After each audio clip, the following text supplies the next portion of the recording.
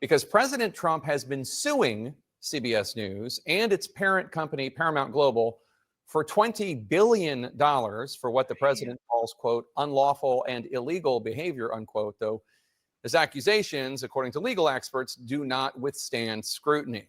20 billion is crazy, though. Okay, I was off. I thought it was like 50 million. I was off. I love it. I love it. But the mainstream media is going nuts because they don't like that Donald Trump is able to do this. Would you call Ben Crump and say it's because I'm black? The guy's a dick. Let's just put it that way.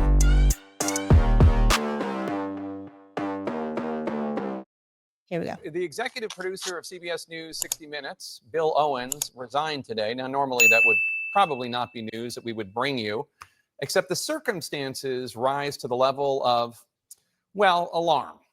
Owens said in a letter to his staff that, quote, over the past months, it has become clear that I would not be allowed to run the show as I have always run it, to make independent decisions based on what was right for 60 Minutes, right for the audience, unquote. And the context here is key, because President Trump has been suing CBS News and its parent company, Paramount Global, for $20 billion for what the president calls, quote, unlawful and illegal behavior, unquote, though his accusations, according to legal experts, do not withstand scrutiny.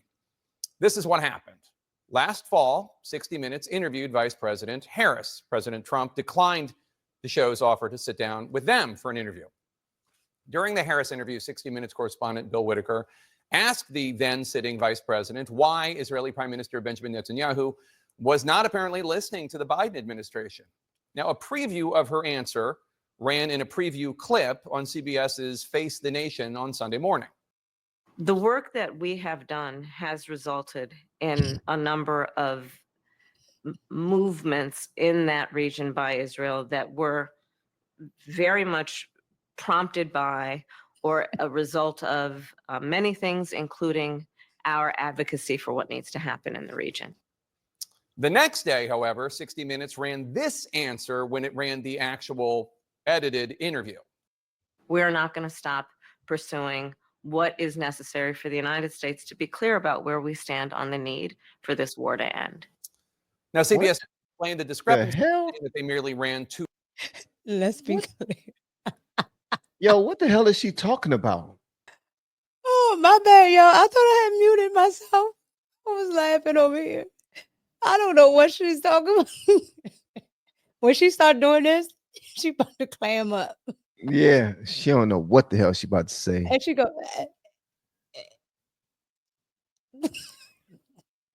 20 billion is crazy, though. okay, I was off. I thought it was like 50 million. I was off. Wow. 20 billion is wild. Billion. Yeah. Now, he probably won't get 20 billion, but he's going to get enough to where he's going to be able to sell it. And, you know, I love it. I love it. But the mainstream media is going nuts because they don't like that Donald Trump is able to do this. You want to know what pisses me off? What pisses me off is that we actually entertained Kamala as being the president, potentially. We entertained that. The United States, our country. Oh. Obviously, we had forces against that, went out on the side of the forces against that. And what we did in November stopped it. But I can't say I'm not being blamed for it on a lot for silly stuff. But here's the thing. People losing their jobs in the federal government, these things were happening with every president. When a new administration takes office, they run things the way that they're supposed to run things. What I don't like is that the Democrats are hypocrites as hell.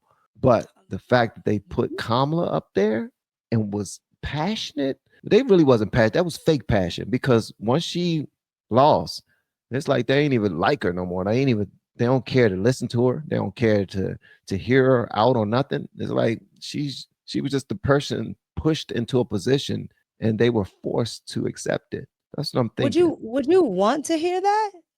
Would you absolutely want to hear that? Would you want to hear it? I mean, I don't know. Here's the thing. I don't know. Kamala is Kamala is a fill-in, a stand-in, whatever you want to call it, right? For She's a fluffer. they're kind of for their kind of black woman, even though she's not black, right? And so you have that, and then she's one of those, just like Crockett and the rest of them, and she's willing to do whatever the establishment says. She's not going to push back. She's not going to kick, right? She's going to lay low. So that's what they want. So she made a perfect fit. Like, she was actually better than Joe Biden for what, the establishment really wanted. Why? Because she could stand up and walk by herself. She can read a teleprompter. I mean, that was the only things that Joe couldn't. Joe was not alive. Joe was being operated by AI in his last 3 months. I don't know what in the hell that was, but I honestly don't believe that was the real Joe Biden. I think that was a clone. We have been helping people grow online. It has been absolutely amazing. We have helped many content creators get from zero to monetization in under 30 days. We even have a couple of these superstars who did it in 1 or 2 weeks. If you want to learn how to do YouTube, I don't care your age, I don't care what skills or talents you have. Trust me, I can help you do it effortlessly. Just reach out to me with the word coach and we can get it done. One more thing. We have a YouTube course that I just now created. I'm extremely proud of, and a lot of people are getting so much from. Purchase that course and work with us. You can join our private Facebook group and our daily group calls, which is 3 to 5 days per week, and you can learn so much more than you've ever learned before. I can't wait to hear from you. Love you. Peace.